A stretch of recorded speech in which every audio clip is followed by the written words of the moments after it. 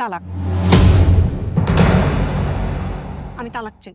নিশা কিসব মাঝে মাঝে কথা বলতেছো? মাঝে মাঝে কথা না শুনতে চাইলে আমাকে আর একদমই বিরক্ত করবো না। আমাকে আমার মতো থাকতে দাও। তুমি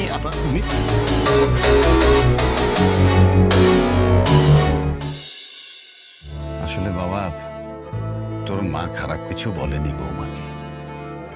বৌমা রেসপন্স করছিল না, তাই হয়তো কয়েকবার ডেকেছে। বাবা, তোমার এ বিষয়ে আমাকে কিছু বলতে হবে না। একজন মানুষকে ডাকলে সে না শুনলে বা রেসপন্স না করলে তাকে তো বারবার ডাকাই যায়, এটা তো খুবই স্বাভাবিক, তাই না? আমার হাঁটুতে ব্যথা। মা থামো না।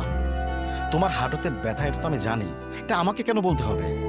না বাবা, তুই আবার বৌমার কথায় আমাদেরকে ভুল বুঝিস না। মা, তোমার এগুলো বলতে হবে? আমি তোমাদেরকে চিনি না? তোমাদের কথায় আমি আমার বউকে ভুল বুঝবো এমনটা আমি না।